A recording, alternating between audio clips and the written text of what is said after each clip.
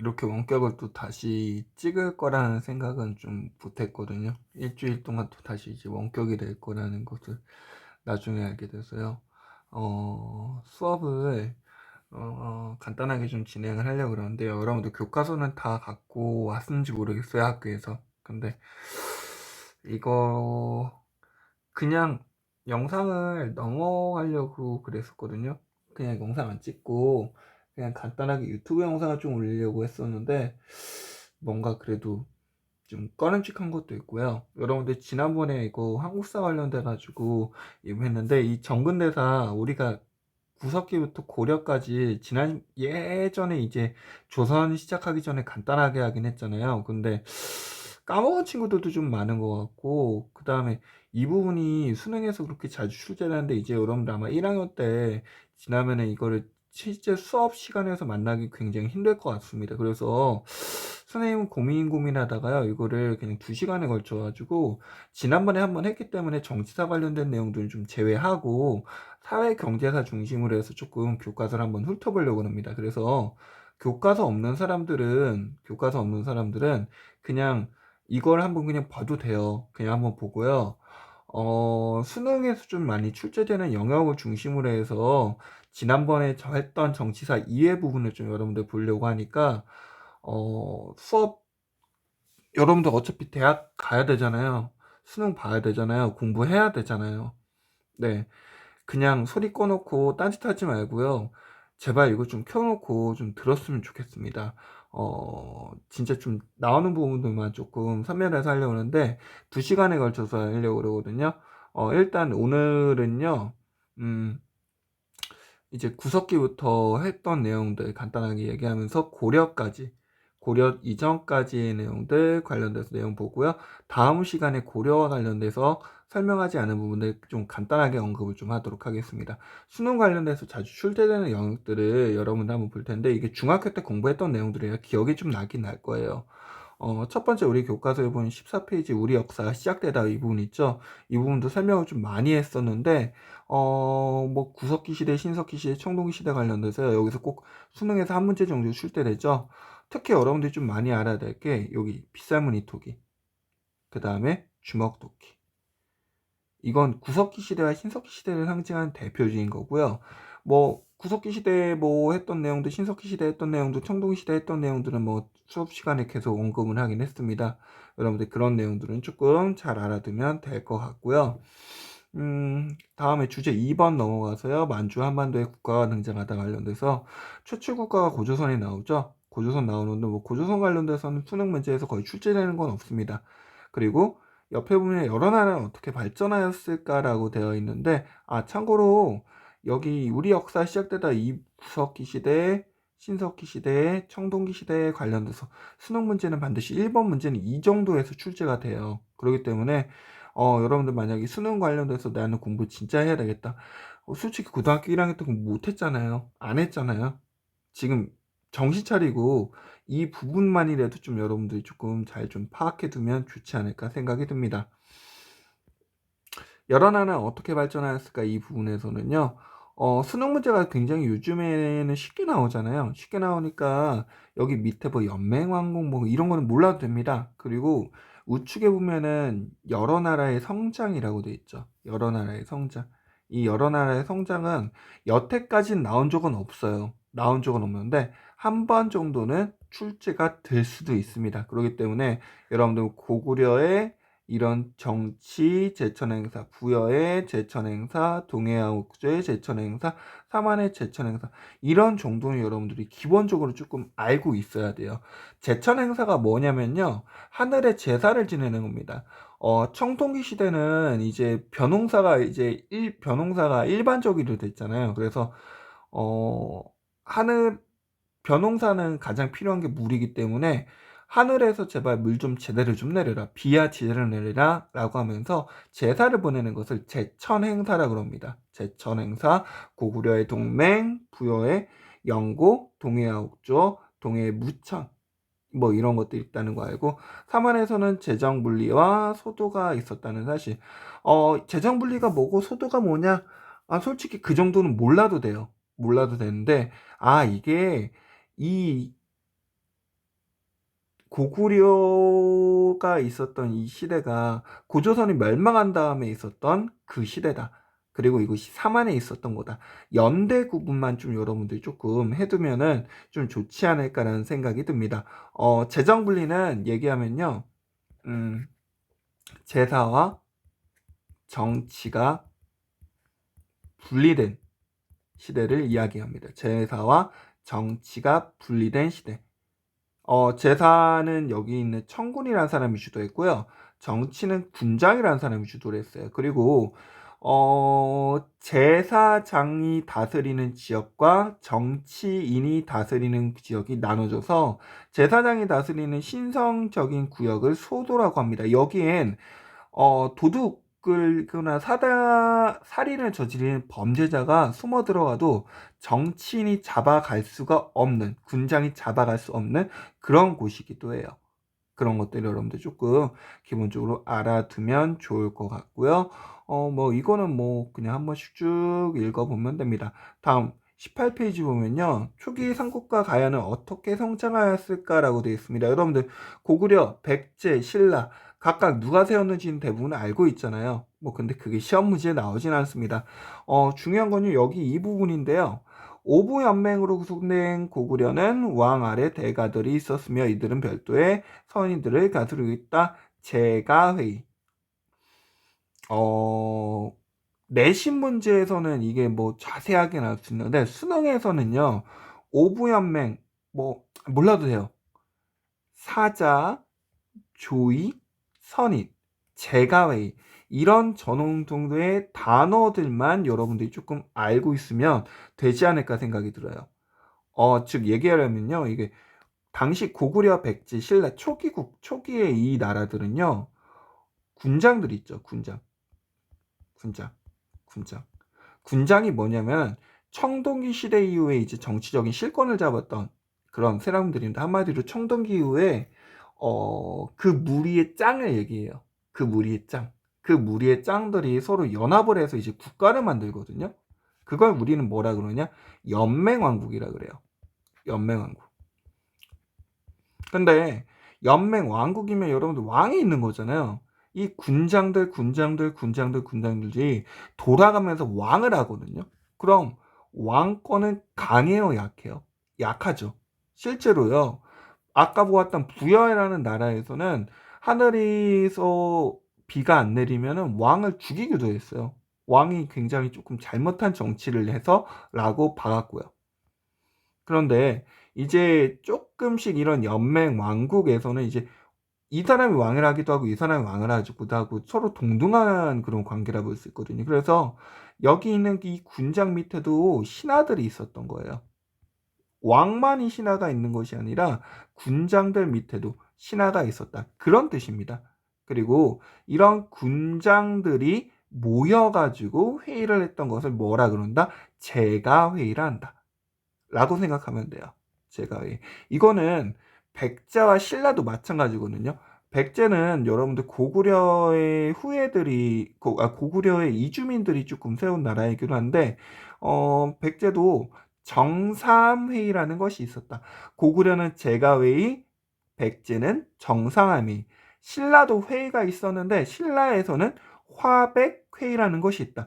이거는 여러분들 수능 문제에서 자주 출제되는 영역이기 때문에 이 단어들 정도는 여러분들이 조금 알아두면 좋습니다. 이 단어들 정도는 여러분들 최소한 기본으로 알아야 되는 거고요. 이제 고구려, 백제, 신라가 이제 조금씩 세력을 키워갑니다. 그러면 이제는 이 국가들이 연맹 왕국이 아니라 고대 국가로 나가거든요. 고대 국가는 뭐냐? 이제는 왕권이 강해진 시대예요. 왕권이 강해진 시대. 연맹 왕국들이 서로 대립을 하다가 이제는 그 무리에 최고 가는 사람이 자 나를 따라라 하면서 적들을 공격하잖아요. 전쟁이 굉장히 많아진 시대입니다. 전쟁이 많아지니까 이제는 한 명의 사람 지휘자가 절대적인 권한이 강해지면서 이제 왕과 군장이 동등한 것이 아니라 왕 밑에 군장이 있는 즉 신하가 있는 그런 시스템으로 바뀐 것이 여러분들 고대 국가라는 시스템입니다. 이제 그 다음에 등장하는 나라들이거든요. 이제 삼국이 경자하고 남북국이 성립하다인데요. 가장 먼저 고구려 백제 신라 중에서 힘이 강했던 나라는 백제예요. 근데 이게 순서가요. 한강유역을 차지한 순서거든요. 한강유역. 가장 먼저 한강유역을 차지했던 건 백제입니다. 그리고 여러분들 전성기의 왕들은 좀 알아둬야 돼요. 백제의 근초고왕. 그리고 한강유역을 그 다음에 차지했던 것이 고구려의 장수왕. 참고로 장수왕은 여러분들 지금 보면은 여기 왼쪽에 있죠? 왼쪽에 보면은 고구려가 밑으로 이렇게 내려가고 있죠. 그리고 427년도에 평양으로 천도를 했습니다. 이걸 누가 했냐? 장수왕이에요. 평양 천도.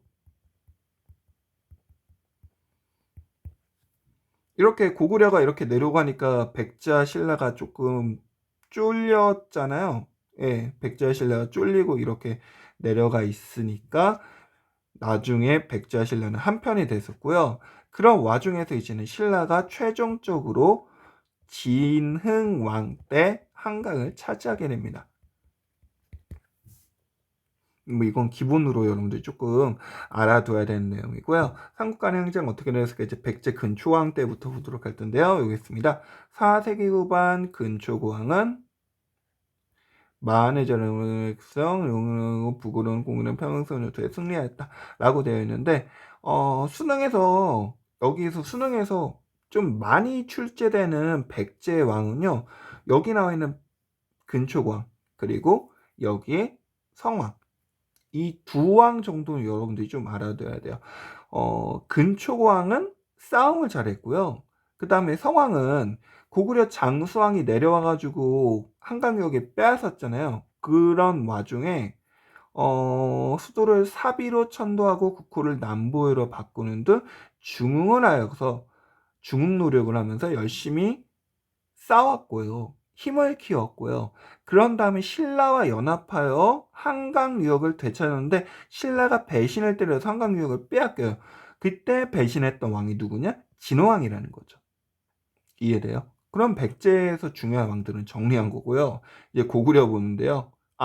백제에서는요, 여러분들 조금 한 가지 더 추가적으로 수능에서 많이 나오는 게 뭐냐면은 이거예요. 잠깐만 지울게요. 여기 백제의 수도가 한성, 맨 처음에 한양, 서울에서 웅진으로 옮겨지죠. 왜 웅진으로 옮겼어요? 고구려의 장수왕이 쳐들어와서 한강유역을 빼앗겨서 그 다음에 또 수도가 이쪽에 사비로 옮기거든요. 사비라는 데로 옮기는데 이 사비로 옮겼던 왕이 아까 누구라고요? 네, 성왕이라고요. 이런 정도는 여러분들이 조금 알아야 됩니다. 수능에서 좀 많이 나와요. 다음 고구려 관련해서 보도록 할 텐데요.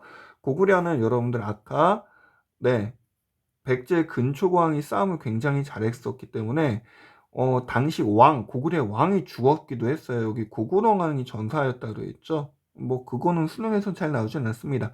왕이 죽은 다음에 소순이왕이라는 사람이 체제 정비를 했거든요. 아니 몰라도 됩니다. 체제 정비했는데 알아야 될까요? 체제 정비했던 것이 크게 세 가지예요. 중학교 시험 문제에서 굉장히 많이 나왔던 거거든요. 불교를 수용하고 그 다음에 태학을 설립하고 율령을 만들었다. 여기서 율령은 법이고요. 태학은요 학교고요. 불교는 그냥 불교죠. 네, 법을 만들고 학교에서 뭐 가르친 거예요? 유학을 가르쳤죠. 이러면서 점차 체제 정비를 했습니다. 선생님 불교 태양 율령 잘 모르겠어요. 그냥 옆에 써두세요. 뭐 수능에서 이게 뭐게라고 물어보진 않고 이걸 했던 왕이 누굽니까? 라고 정도 물어보니까 모르면은 불교 태양 율령 소수리만 그런 정도만 알아두면 됩니다. 다음 장수왕이라고는 하죠. 장수왕은 여러분들 키포인트입니다. 백제 근초고왕 수능에서 자주 출제됐고 장수왕도 수능에 잘 출제되는데요. 뭐 안정된 외교관계를 추구하였다. 평양으로 천도했다. 가장 중요해요. 평양으로 천도했다. 장수왕 관련도 진짜 많이 나왔습니다. 그리고 수도 완성을 남기고 남한강까지 진출하였다. 뭐 이런 정도는 기본으로 알아둬야 되는 왕입니다. 고구려에서 광개토대왕보다 더 유명했던 왕이 장수왕이에요. 네. 이러고 있을 찰나에 신라는요 진짜 멍 때리고 있었습니다. 멍 때리고 있다는 것이 확인할 수 있는 것이 6세기 들어 드디어 국호를 신라로 정하고 왕이라는 호칭을 사용했거든요. 어느 왕 때? 지증왕 때. 써 두세요. 지증왕. 그전까지 신라는요 진짜 가만히 있었습니다. 가만히 있었다는 걸 보여주는 것이 우리 교과서에는 없는데요. 우리 교과서에는 없는데 여기 어디 갔냐. 장수왕이 있기 이전에 광개토대왕이 있었죠. 광개토대왕. 이 광개토대왕 관련돼서요. 어, 광개토대왕이 신라를 구원해 준 게 있어요. 신라를 구원해 준 거를 신라를 구원해 주고 한마디로 우리 아니 그 신라를 구원해 주면서 거기 호태왕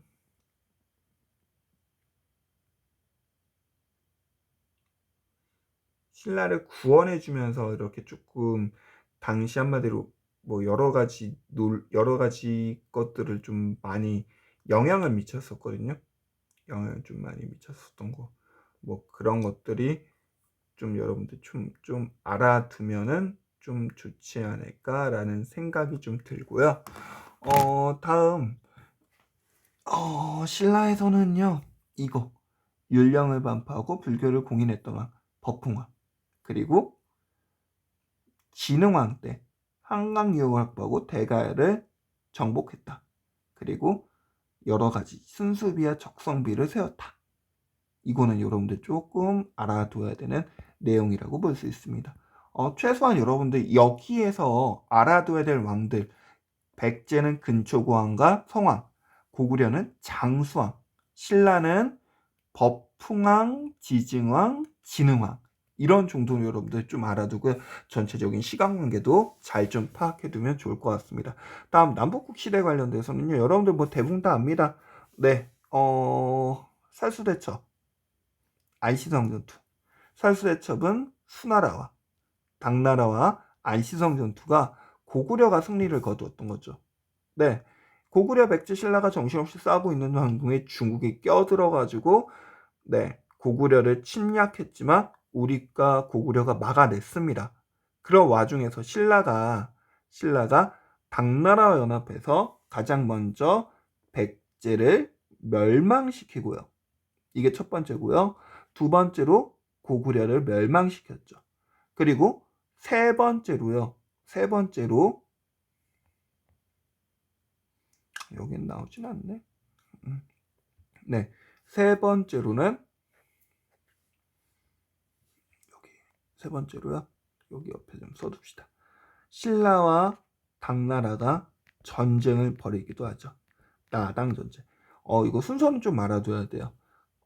가장 먼저 여기서부터 순서를 정합시다. 첫 번째 살수대처, 두 번째 안시성 전투, 세 번째 백제멸망. 백제멸망 가서는 여러분들 조금 알아둬야 할 게 당시 개백의 황산벌 전투 알아두면 되고요. 이거 좀 지울게요. 네 번째 고구려 멸망, 다섯 번째가 나당 전쟁인데 나당 전쟁은 여러분들 최소한 이 전투 중 알아야 돼요. 기벌포 전투, 매소성 전투. 이게 순서를 물어보는 것들이 조금 많이 출제가 됐었거든요. 첫 번째 살수대첩, 두 번째 안시성전투. 살수대첩 하면은 을지문덕 장군은 좀 알아둬야 되죠. 을지문덕 또 같이 써두고 이런 순서를 조금 알아두면서 삼국통일 과정을 여러분들 좀 알면 됩니다. 이렇게 삼국통일을 신라가 했는데요. 그런 와중에 북쪽에 발해가 있었죠. 발해를 세운 사람 대조영이라고 볼 수 있는데 이 발해 역사 관련돼서는요. 크게 몇 명의 왕들만 기억을 해두는데요. 첫 번째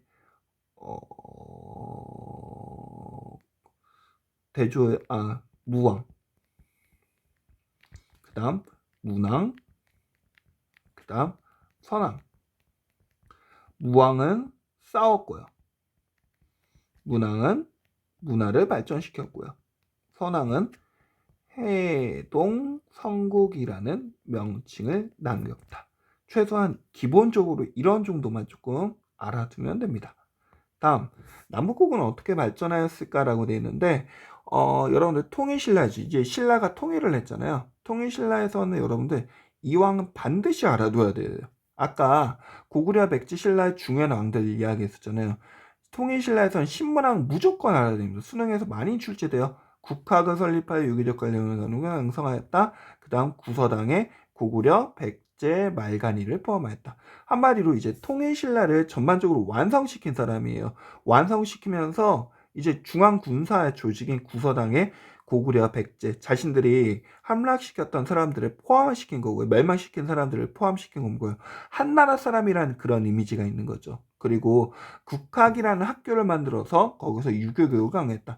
왜 유교교육을 강조했냐? 유교교육 당시 유교에서 강조하고 있는 게 뭐냐? 충이잖아요. 충. 누구한테 충성하라는 거야? 임금한테 충성하라. 그런 내용들이 들어가 있습니다. 그리고 이제 문화 신라의 경제 관련된 건데요. 안정된 정치 상황을 바탕으로 일본과 우목교를 했고, 뭐 그냥 읽어보면 될 것 같고요. 당에서는 신라인의 집단 거주지가 형성되었다. 뭐 이것도 그냥 한번 읽어보면 되고요. 울산 지역의 아라비아 상인도 왕래하였다. 뭐 읽어보면 되고요. 국내에서는 경주에 동시회에 서시와 남시가 추가로 설치되었다. 9세기 후반 장보고는 청해진을 설치하여 문을 주도하였다. 이거는 좀 알아둬야 될 것 같네요. 장보고가 청해진을 설치하였다. 이쪽에 청해진 있죠. 여러분들 뭐 대부분 압니다. 완도 지역에 청해진이라는 지역을 설치해서 이 지역에서 해상무역을 주도했던 것이 통일신라다. 장보고가 누군지 몰라도 돼요. 청해진, 이 청해진을 통해서 당시 적들을 했던 것이 통일신라다. 그런 것들을 좀 알아두면 됩니다. 그런 건 좀 알아둬야 돼요. 여기서 뭐 그 정도만 알아둬도 됩니다. 뭐 해동성국 뒤에 있는 부분들은 설명을 했던 거고요. 네. 다음 이제 주제사로 넘어가면 되겠네요. 주제사, 통치제도를 정비할 중앙집권체제를 갖고자 돼 있는데 여기 나와 있죠. 율령. 중앙집권체제를 갖추기 위해서 율령을 반포하였다. 관등제도 정비하였다. 라고 되어 있는데 율령은 아까 법률이라고 얘기했습니다. 법률. 나라를 다스리고 있을 때 법률. 이 법률을 누가 만든 거예요? 왕이 만들었잖아. 왕이 지 맘대로 만들었기 때문에 국왕 중심으로 통치제도를 재편할 중앙집권으로 발전했다는 거고, 관등제라고 하는 것은 지금으로 보면은 관리의 등급이거든. 관리의 등급. 이 관리의 등급, 지금 우리 관리 등급이 1등급부터 9급 공무원이 1급부터 1 공무원부터 9급까지 있는 거잖아. 그거랑 똑같은 거야. 그런 것들이 당시 있으면서 이거 사회사 관련된 내용인데요. 시물에 따라 삶의 모습은 어떻게 변했는가 되어 있는데, 구야 고구려 중민에는 호민하오 노비라는 것이 있었다라고 되어 있어. 지금 보면은 호민은 한마디로 지금 뭐 그게 확실한 건 아닌데 뭐 양반이랑 비슷하다 생각하면 돼. 그리고 하오는 일반 평민.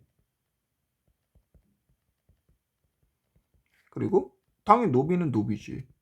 노비. 뭐 이게 계속 세습됐다고 볼 수 있고 뭐 이거 관련돼서는 뭐 계속 이루어졌던 것들이니까 이런 단어들이 있었다는 건 조금 알아두면 좋을 것 같고요.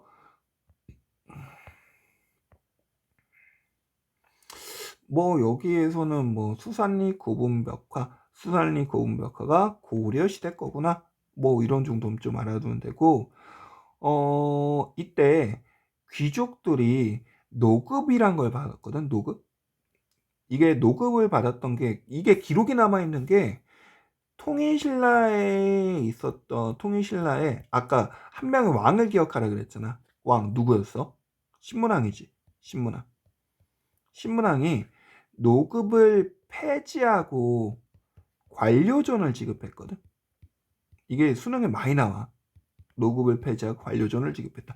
노급이 뭡니까? 관료존이 뭡니까? 몰라도 돼. 몰라도 되는데 여기 되어 있는 것처럼 노급이라고 하는 것은 관리들의 관직 복무에 대한 대가라는 거잖아.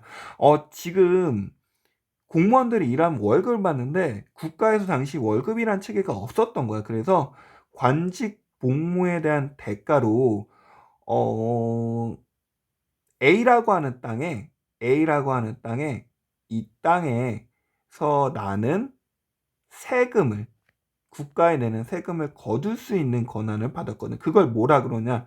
우리가 조선 시대에 관련해서 설명했던 수조권이라는 거야. 수조권. 이 수조권이 통일신라 시대나 신라 시대나 뭐 그전에도 충분히 있었다고 볼 수 있거든. 여기에서는 조세뿐만 아니라 노동력까지 동원할 수 있었는데 이 노동력을 제외시켰던 것이 관료존을 지급한 거야. 그럼 봐봐. 신문왕이 노급을 폐지하고 관료존을 지급했어. 그럼 이건 왕권이 강화된 걸까? 왕권이 약화된 걸까? 왕권이 약화된 거지. 이해돼? 노동력이 왜 당시는 군사력으로까지 바뀔 수가 있었거든. 이 노동력 제공한다는 걸 돌려서 야 너네 군사를 동원해서 내 밑에서 반란을 일으킬 때 나를 도와줘 라고 얘기하면 뭐 여기 있는 농민들은 당연히 국가에서 세금 내라 그랬는데 반란 모르겠는데 그냥 가보자 그러고 왕에게 반란하는 군대로 사용할 수도 있던 거잖아. 그러니까 농민들은 예나 지금이나 힘들었지. 이렇게 힘드니까 춘궁기에 백성들을 구제하는 거로 고구려에서는 진대법이라는 걸 썼거든. 진대법. 진대법이 그냥 뭔지는 그냥 니네들 몰라도 돼. 그냥 비슷하게 옛날에 조선시대의 황곡과 비슷하다 라고 생각하면 되거든. 조선시대의 황곡이라고 하는 것의 원래 모형인데 이거는 좀 잘 지켜진 것 같아요. 조선시대는 후기에 황곡이 굉장히 문제가 됐었잖아. 이해되지?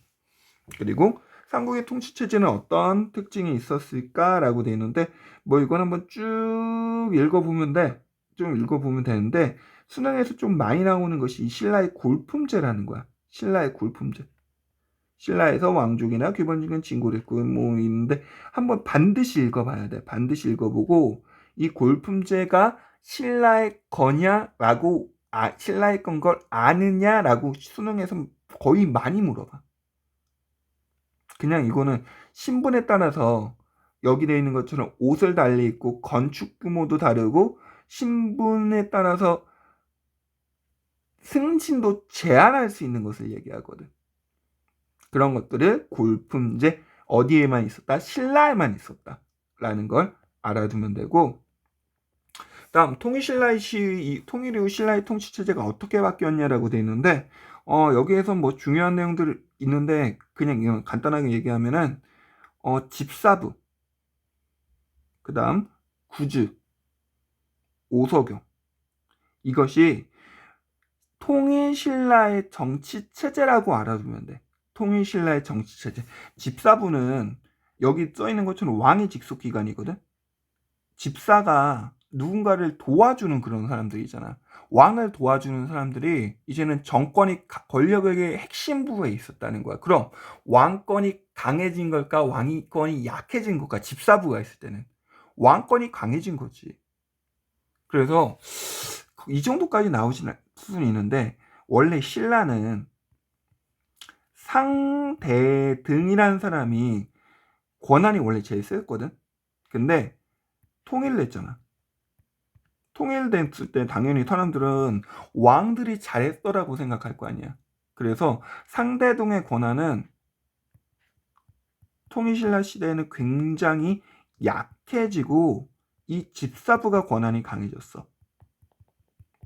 집사부의 1등이 시중이라는 사람이야. 그런데 이것이 통일신라 말기에 가면은 다시 반대가 돼. 상대등이 권력이 강해지고 집사부의 권력은 굉장히 약해진다. 왜? 왕권이 약화됐기 때문에. 뭐 이런 정도는 기본으로 알아두면 될 것 같고 신라가 세금을 거두기 위해 신라 촐랑 문서를 작성하였다 됐지. 신라 촐랑 문서.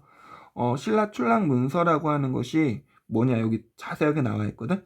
촌락의 인구를 나뉘로 나누고 가우두제는 기록을 기록했다. 이걸 왜 기록했냐? 쉬운 거지. 세금을 수취하기 위해서. 뭐 이런 게 돼 있었다. 뭐 그렇게 두면 되고, 발해 통치제도는 거의 나오지는 않아요. 거의 나오진 않는데 이 정당성, 선조성, 중대성, 그다음 이 주저감이라는 것이 좀 많이 나오더라고. 이런 것들이 발해의 거구나.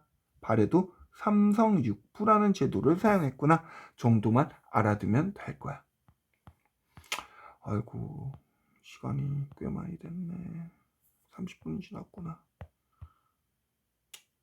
여기까지만 할게요. 여기까지만 하고 다음 시간에 여러분들 이제 주제 5부터 뒷부분을 하도록 하겠습니다.